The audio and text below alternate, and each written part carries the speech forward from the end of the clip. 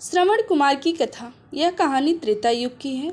उस समय श्रवण कुमार नाम का एक बालक था। उसके माता पिता अंधे थे और उन्होंने श्रवण को कई मुसीबतों का सामना करते हुए पाला था। श्रवण कुमार बचपन से ही अपने माता पिता का बहुत आदर करता था। जैसे जैसे श्रवण बड़ा होता गया, उसने उसके घर की जिम्मेदारियों को अपने कंधे पर ले ली। वह रोजाना सुबह उठकर सबसे पहले अपने माता पिता को स्नान कराने के लिए तालाब से पानी भरकर लाता था। इसके बाद वह तुरंत जंगल की ओर लकड़ियाँ बीनने जाता था। फिर लकड़ियों को लाने के बाद श्रवण चूल्हा जलाकर माता पिता के लिए खाना बनाता था।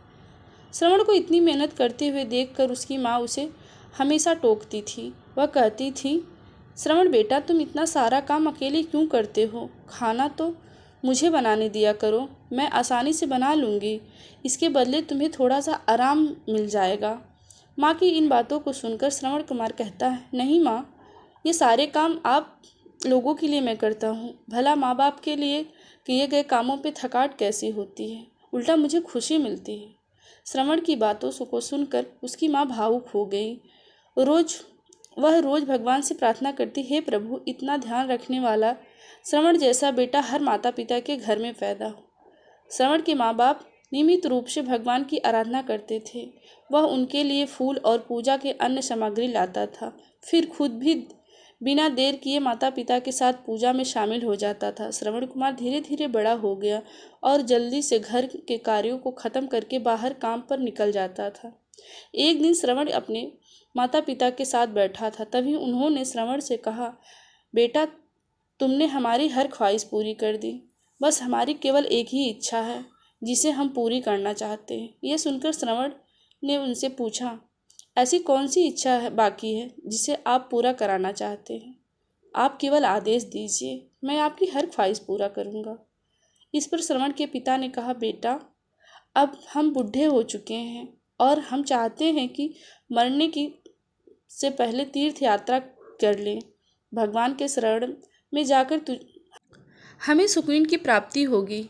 अपने माता पिता की बात सुनकर श्रवण कुमार सोचने लगा कि वो उनकी इच्छा को कैसे पूरा करे। उस समय बस ट्रेन की सुविधा नहीं थी, साथ ही उसके माता पिता देख भी नहीं सकते थे। ऐसे में उन्हें तीर्थ यात्रा करना भला कैसे संभव हो पाता। तभी श्रवण कुमार को एक तकरीब सूझी। वह तुरंत बाहर गया और वहाँ से 2 बड़ी टोकरियाँ लेकर आया। उसने उन दोनों टोकरियों को एक मजबूत डंडे में रस्सी के सहारे बांधकर लटका लिया और एक बड़ा सा तराजू बना लिया। फिर श्रवण कुमार उसे तराजू में अपने माँ पापा को बारी बारी से गोद में उठाकर बैठा दिया। उसके बाद तराजू को कंधे पर लेकर तीर्थ यात्रा के लिए निकल पड़ा। वह लगातार कुछ दिनों तक अपने माता पिता को एक बाद एक पवित्र स्थानों पर घुमाने लगा। इस दौरान श्रवण कुमार अपने माता पिता को प्रयाग से लेकर काशी तक दर्शन कराते रहे। माता पिता घूमते समय श्रवण कुमार से उन्हें हर उन जगहों के बारे में भी बताते चलता था, क्योंकि वो आँख से अंधे थे, देख नहीं सकते थे। अपने बेटे की मेहनत देखकर माता पिता बहुत खुश हुए थे।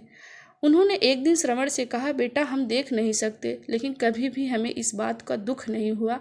तुम हमारे लिए हमारी आँखें हो।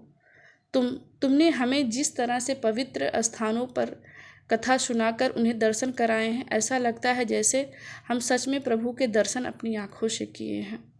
अपनी माता पिता की बातें सुनकर श्रवण ने कहा, आप लोग ऐसी बातें न करें। बच्चों के लिए माता पिता कभी भी बोझ नहीं होते, यह तो बच्चों का धर्म होता है। एक दिन श्रवण कुमार आराम करने के लिए अयोध्या के पास अपने माता पिता के साथ रुका था। तभी उसकी माँ ने पानी पीने की इच्छा जताई। श्रवण के पास ही एक नदी दिखाई दी। उसने अपने माता पिता से कहा, आप दोनों यहीं आराम करें, मैं आप लोगों के लिए पानी लेकर आता हूँ। नदी के पास पहुंचकर श्रवण कुमार कमंडल में पानी भरने लगा। उसी समय में अयोध्या के राजा दशरथ भी शिकार करने के लिए पहुंचे थे। पानी में की हलचल की आवाज़ सुनकर उन्हें लगा कि कोई जानवर पानी पीने आया है। उन्होंने बिना देखे केवल ध्वनि की आवाज़ सुनकर अपना तीर चला दिया। दुर्भाग्य से वह सीधे श्रवण कुमार को लग गई। तीर लगते ही वह चीख पड़ा। इसके बाद राजा दशरथ जब अपने शिकार को देखने पहुंचे तो वहां श्रवण था।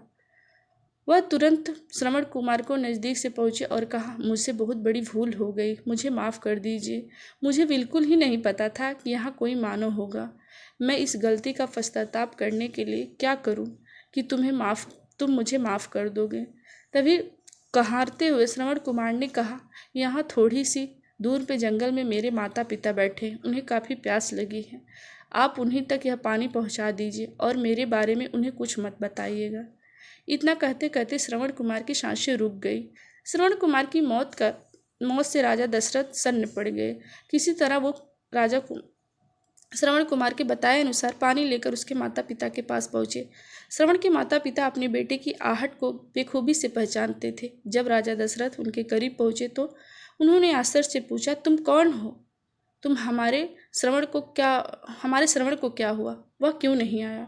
राजा दशरथ उनके सवालों का जवाब नहीं दे पाए। उन्होंने चुपचाप पानी उनकी तरफ बढ़ा दिया। तभी श्रवण की माँ ने चिंतित स्वर में जोर से कहा, तुम कौन हो? मेरा बेटा कहाँ है? ये बताते क्यों नहीं हो? श्रवण की माँ ने चिंता देखकर राजा दशरथ से कहा, माँ मुझे माफ़ कर दीजिए। शिकार करने के लिए मैंने जो तीर चलाया वह सीधे ही आपके बेटे श्रवण को जा लगा। उसने मुझसे आप लोगों के बारे में बताने के लिए मना किया था, इसलिए मैं यहाँ पानी लेकर आया था। इतना कहकर राजा दशरथ चुप हो गए। राजा दशरथ की बात सुनकर श्रवण की माँ जोर जोर से रोने लगी। उन दोनों के लिए बेटे के मौत के गम था। राजा दशरथ लाए हुए थे, पानी को हाथ तक नहीं लगाया। श्रवण की माता ने तभी वियोग के पुत्र में राजा दशरथ को श्राप दिया और कुछ ही बाद श्रवण के माता पिता अपने प्राण को त्याग कर दिया। श्रवण के माता पिता का परिणाम स्वरूप ही राजा दशरथ को अपने पुत्र राम से दूर होना पड़ा। राजा दशरथ के इस पाप को पूरा भरने के श्राप के भगवान को 14 वर्ष का वनवास हुआ और जिसका माध्यम दशरथ की पत्नी कैकेयी बनी। श्रवण के पिता की ही तरह राजा दशरथ भी अपने बेटे से दूर होकर वो भी अपने प्राणों को त्याग दिए।